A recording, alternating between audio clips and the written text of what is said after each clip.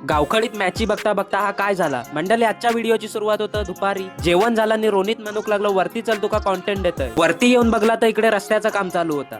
हो, उंच चढाव होतो, तो चढाव आता कमी केला आहे. रोनितनी या जेसीबी वाल्या काकांनी विचारला रस्तो बनूक किती दिवस लागतील. तर ते काका म्हणूक लागले 1 महिना तरी जाईल.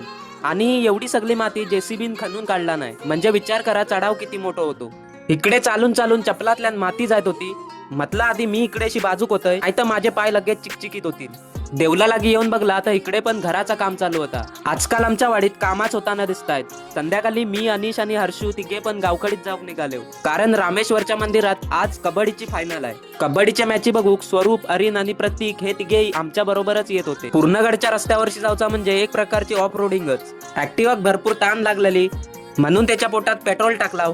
त्याच्यानंतर गावकडी पुलावरनं मस्त आनंद घेत आम्ही येऊन पोहोचलो रामेश्वर मंदिराजवळ. काल महाशिवरात्री निमित्त इथे मोठी जत्रा भरली होती. आता इकडे सेमी फायनल चालू आहे. व्हिडिओ बनवताना वो खांब लय आडवो येत होतो. त्या पार्टीचा काय सरळ दिसत नव्हता. सेमी फायनल जिंकून फायनलला प्रवेश करणारे दोस्ती अ ही टीम होती आणि त्याच्या अपोजिटला दोस्ती ब. फायनल बघूक मी मागच्या बाजूक आयलंय खरं, पण इकडे व्हिडिओ सरळ येत नव्हते. त्या साईडला व्हिडिओ चांगले येत होते पण बसूक भेटत नव्हता, आणि या बाजूक बसूक भेटताय पण व्हिडिओ चांगले करूक भेटत नाही. खेळता खेळता एक प्लेयर इंजर्ड झालो, त्याच्यानंतर दुसरो पण इंजर्ड झालो. बघता बघता दोस्ती अ आघाडीवर होती आणि दोस्ती अ टीमनी फायनल मारून आजच्या दिवसाचा शेवट केला. आणि चला बाय.